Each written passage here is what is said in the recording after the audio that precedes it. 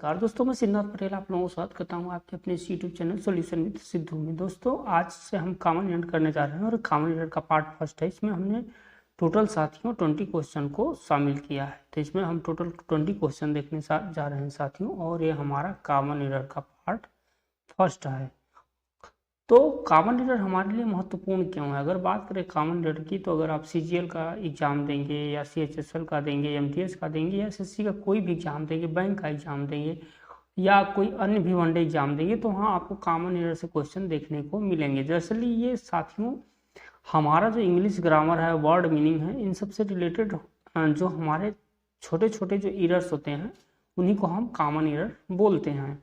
तो यहाँ हम इस वीडियो में टोटल 20 कॉमन एरर को शामिल किए हैं। आने वाले दिनों में इसी तरीके से 20 या फिर 30 क्वेश्चंस का आपको पार्ट बाय पार्ट मिलता रहेगा।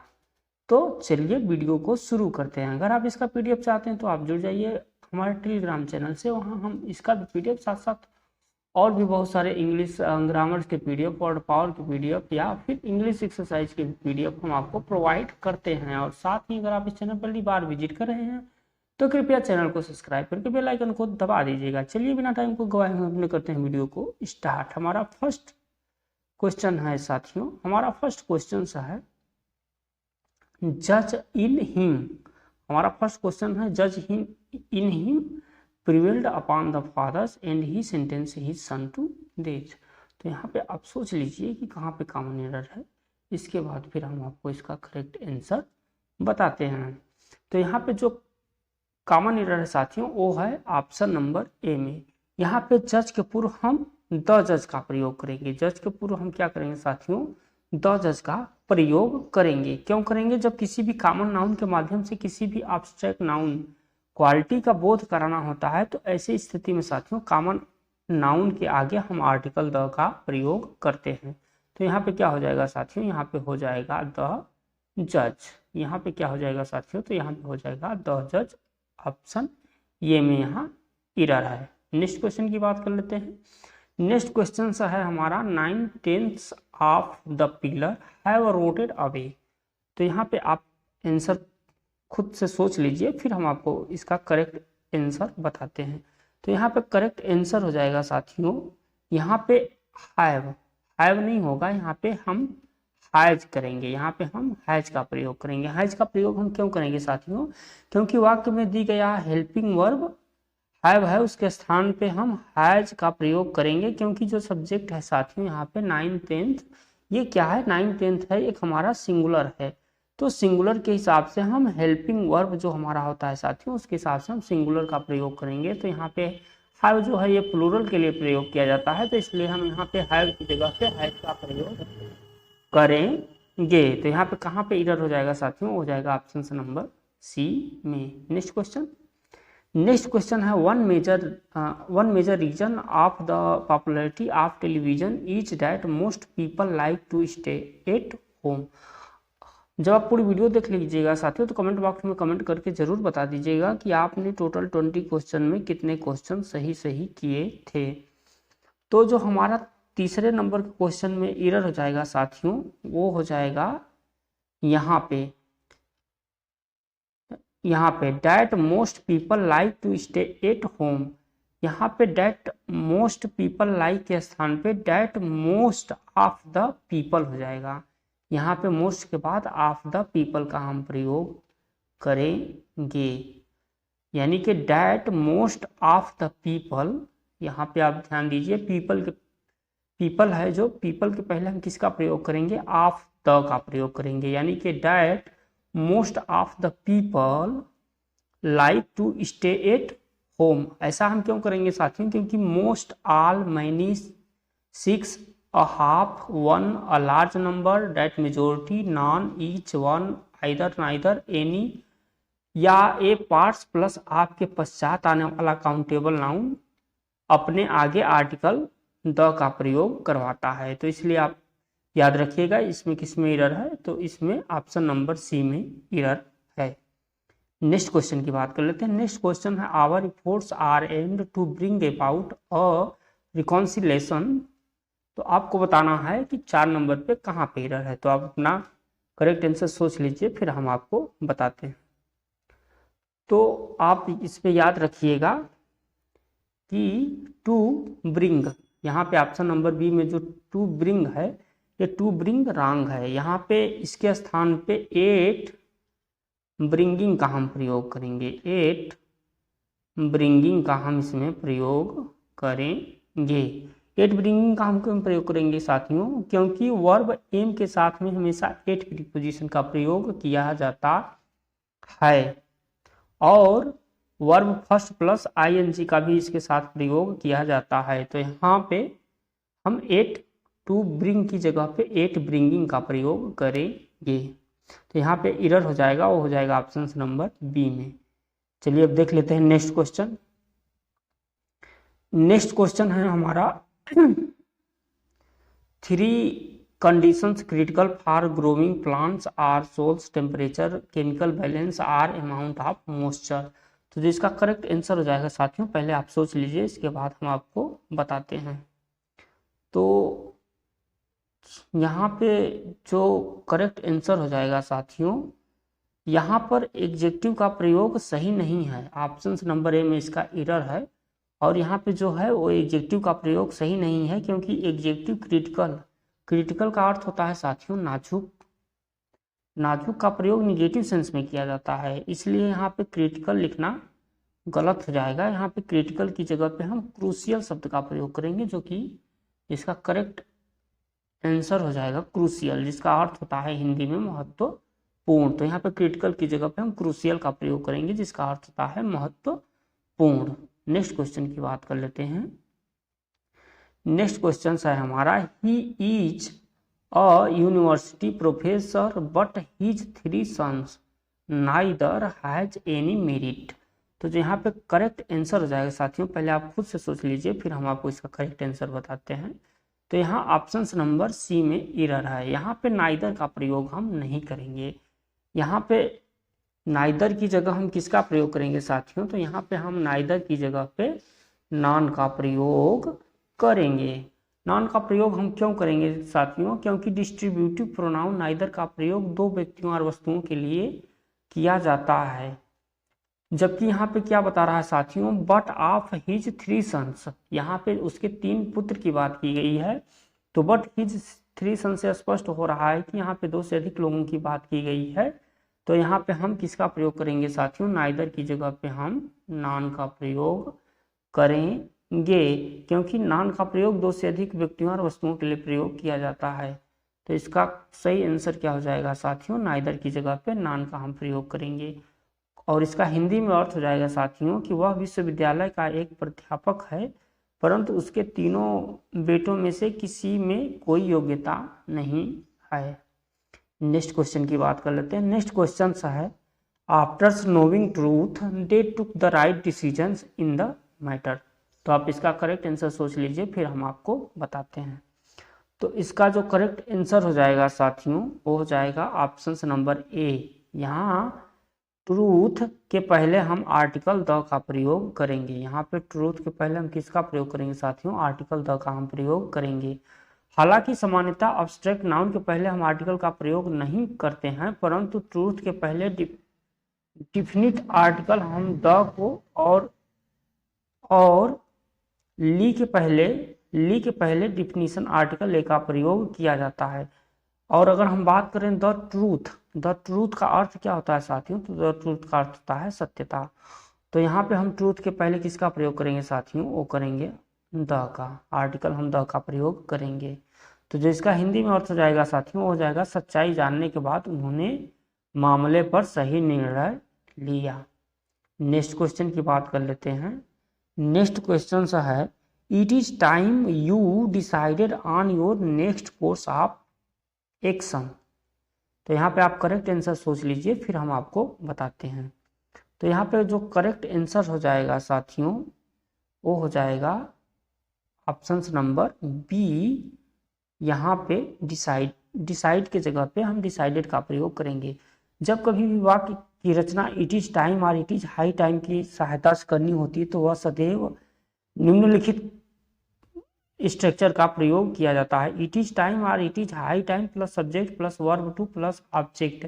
यानी कि कहने का अर्थ होता है कि अगर इट इज टाइम है तो वह घटना किसकी है साथियों, वह घटना हमेशा पास्ट में चली जाती है। तो यहाँ पे डिसाइड की जगह पे हम किसका प्रयोग करेंगे साथियों, तो वो करेंगे डिसाइडेड का प्रयोग।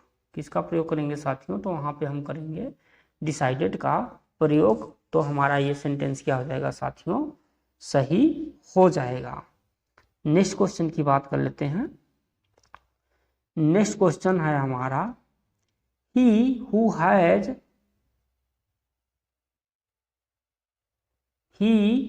has suffered most of the cause let him speak। तो जो इसका करेक्ट आंसर हो जाएगा, पहले आप खुद से सोच लीजिए, इसके बाद हम आपको बताते हैं। तो यहाँ पे क्या हो जाएगा साथियों, लेट हिम स्पीक। यहाँ पे आप ध्यान दीजिए, option number C, let him speak की जगह पे शुड स्पीक का हम प्रयोग करेंगे। शुड स्पीक का हम प्रयोग क्यों करेंगे साथियों, क्योंकि वाक्य में हु, ऑप्शन नंबर ए में है हु एक रिलेटिव प्रोनाउन का प्रयोग हुआ है, जो कि एक कंजक्शंस भी है, परंतु वाक्य में सिर्फ एक वर्ब हैज का प्रयोग हु के लिए हुआ है। अतः यहाँ पे ही के लिए हम शुड स्पीक का प्रयोग करेंगे। तो यहाँ पे लेट हिम शुड स्पीक का हम प्रयोग करेंगे। तो यहाँ पे लेट हिम शुड स्पीक, यहाँ पे हम किसका प्रयोग कर देंगे साथियों, यहाँ पे हम शुड का प्रयोग करेंगे। नेक्स्ट क्वेश्चन है हमारा, a cup of coffee is an excellent compliment to smoke salmon. तो पहले आप इसका खुद से अर्थ सोच लीजिए, फिर हम आपको इसका करेक्ट आंसर बताते हैं। तो इसमें क्या है साथियों, इसमें कोई भी एरर नहीं है, यह सेंटेंस सही है। क्योंकि अगर आप देखेंगे तो एक कप ऑफ कॉफी एक सिंगुलर है, यहाँ पे हेल्पिंग वर्ब इज का प्रयोग किया गया है। अगर यहाँ पे आर का प्रयोग किया गया होता तो ये गलत होता। और यहाँ पे बात किया जाए स्मोक सलमान, तो स्मोक सलमान एक मछली का नाम है, और यह मछली ऑलवेज प्लूरल फॉर्म की होती है, जिसे तल करके या भून करके खाया जाता है। और तली या भुनी हुई मछली को हम स्मोक सलमान कहलाती है, जो लोग कॉफी के साथ इसे खाना अत्यंत पसंद करते हैं। नेक्स्ट क्वेश्चन की बात कर लेते हैं। नेक्स्ट क्वेश्चन है हमारा, children enjoy listening to ghost stories specially on Halloween night. तो पहले आप खुद से इसका आंसर सोच लीजिए, फिर हम आपको इसका करेक्ट आंसर बताते हैं। तो इसका करेक्ट आंसर हो जाएगा साथियों, वो हो जाएगा घोस्ट स्टोरीज, यानी कि यहाँ पे घोस्ट स्टोरीज में रंग है। यहाँ पे हम या तो कंपाउंड नाउन घोस्ट स्टोरी या फिर घोस्ट की possessive case ghost apostrophe stories के प्रयोग से वाक्य को सही कर सकते हैं, और दोनों ही तरह से अर्थ भूत की कहानियां हैं। तो यहाँ पे हम क्या करेंगे साथियों, यहाँ पे हम घोस्ट स्टोरी की जगह पे हम क्या करेंगे, घोस्ट, इसके बाद यहाँ पे अगर हम एपोस्ट्रोफे यस कर दें और स्टोरीज, तो यह क्या हो जाएगा, सेंटेंस हमारा सही हो जाएगा। तो जो इसका करेक्ट आंसर हो जाएगा साथियों, हो जाएगा option number C, ghost apostrophe s stories. अगर हम लिख दें तो फिर सेंटेंस हमारा सही हो जाएगा। नेक्स्ट क्वेश्चन की बात कर लेते हैं। नेक्स्ट क्वेश्चन है, I have many work to do. I have many works to do. तो यहाँ पे आप खुद से रॉन्गनेस सोच लीजिए, फिर हम आपको बताते हैं। यहाँ पे ऑप्शन नंबर जो सी है हमारा, ये वर्क्स, ये एक रॉन्ग सेंटेंस है। वर्क के कार्य में अनकाउंटेबल नाउन होता है, आप याद रखिएगा, वर्क कार्य के अर्थ में एक अनकाउंटेबल नाउन होता है, और दोनों ही प्रयोग में यह, और इसके साथ में मैनी का प्रयोग गलत है। मैनी प्लूरल नाउन के साथ प्रयोग किया जाता है।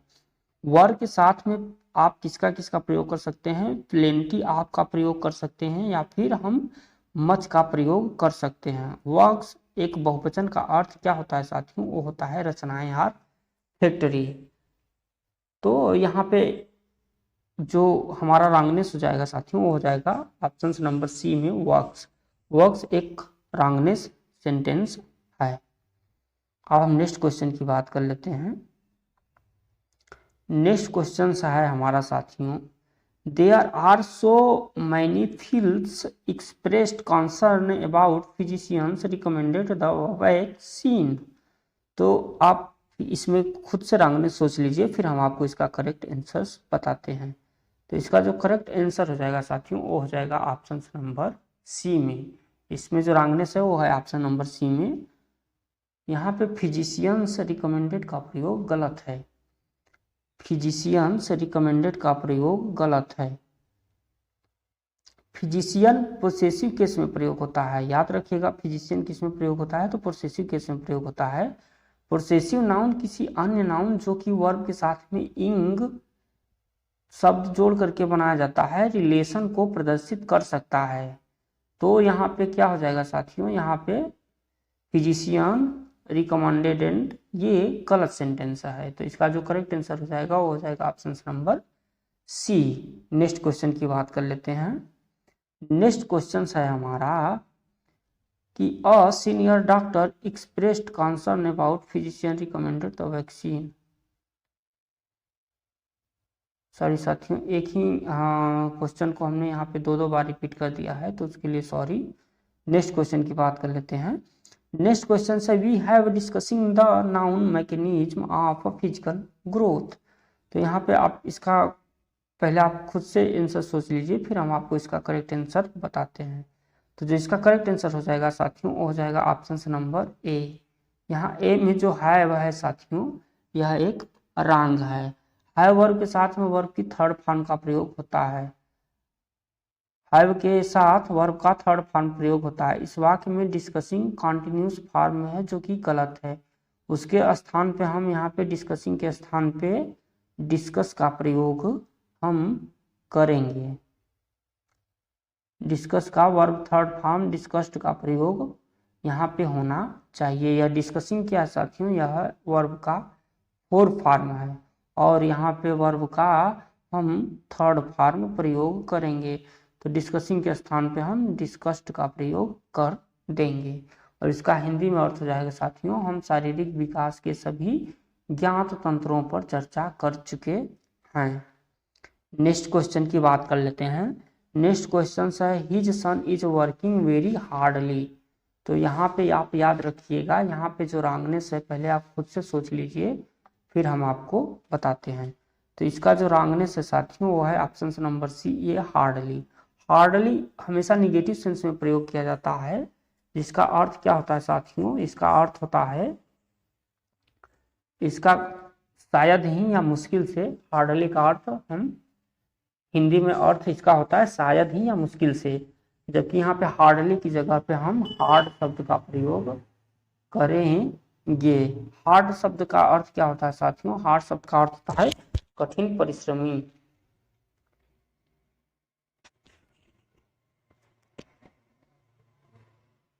हार्ड शब्द का अर्थ होता है कठिन परिश्रमी। तो यहाँ पे हम हार्डली की जगह पे हार्ड का प्रयोग करेंगे। नेक्स्ट क्वेश्चन देख लेते हैं। नेक्स्ट क्वेश्चन है do you know that it was who has done this piece of beautiful work. तो आप पहले खुद से आंसर सोच लीजिए, फिर हम इसका करेक्ट आंसर बताते हैं। ये इसका जो करेक्ट आंसर हो जाएगा साथियों वो हो जाएगा ऑप्शन नंबर बी में। यहाँ पे जो हैज है साथियों यह एक रंग है। हैज की जगह पे हम किसका प्रयोग करेंगे साथियों, हैज की जगह पे हम हैड हेल्पिंग वर्ब का प्रयोग करेंगे, क्योंकि विकल्प ए में वाज के प्रयोग, विकल्प ए में किसका प्रयोग है साथियों, वाज का प्रयोग है, जिससे स्पष्ट होता है कि घटना क्या है, यह पास्ट टेंस की घटना है। नेक्स्ट क्वेश्चन की बात कर लेते हैं। The company has ordered some new equipments. तो पहले आप इसका खुद से आंसर सोच लीजिए, फिर हम आपको इसका करेक्ट आंसर बताते हैं। तो इसका जो करेक्ट आंसर हो जाएगा साथियों वो हो जाएगा ऑप्शन नंबर ई। ये इक्विपमेंट्स जो है साथियों, ये इक्विपमेंट एक क्या है, एक अनकाउंटेबल नाउन है, जिसको कि हम यस लगा करके प्लूरल नहीं किया जा सकता। आप याद रखिएगा, इक्विपमेंट्स क्या है, एक अनकाउंटेबल नाउन है जिसमें हम यस लगा करके इसका प्लूरल नहीं कर सकते। ऐसे ही कुछ अनकाउंटेबल नाउन है साथियों जिनको कि हम यस लगा करके कभी भी प्लूरल नहीं कर सकते।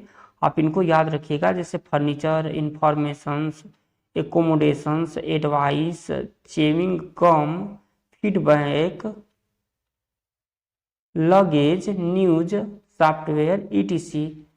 इनको एक से अधिक मात्रा दिखाने के लिए हम इनमें क्या करते हैं साथियों, पीसेस ऑफ और सेट ऑफ का प्रयोग कर सकते हैं। तो यहाँ पे करेक्ट जो राइट सेंटेंस हो जाएगा, the company has ordered some new equipment. यहाँ पे हम इसको यस को काट देंगे तो ये हमारा करेक्ट आंसर हो जाएगा कि कंपनी ने कुछ नए उपकरणों का आदेश दिया है। नेक्स्ट क्वेश्चन की बात कर लेते हैं। नेक्स्ट क्वेश्चन है हमारा, the future of food company seems quite secured owed to ever growing demand. तो जो इसका करेक्ट आंसर हो जाएगा साथियों, पहले आप खुद से सोच लीजिए फिर हम आपको इसका करेक्ट आंसर बताते हैं। तो जो इसका करेक्ट आंसर हो जाएगा साथियों वो हो जाएगा ऑप्शन नंबर सी में।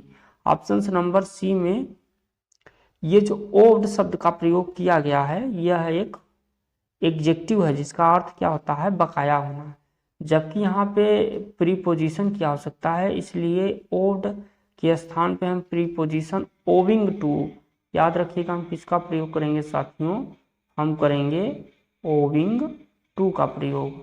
यहाँ पे हम ओड की जगह पे ओविंग टू का प्रयोग करेंगे। ओविंग टू का अर्थ क्या होता है, के कारण।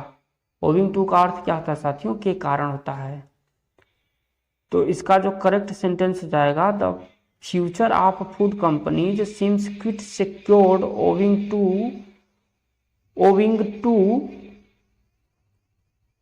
Ever growing demand. और इसका हिंदी में अर्थ क्या हो जाएगा साथियों, बढ़ती मांग के कारण खाद्य कंपनियों का भविष्य काफी सुरक्षित है।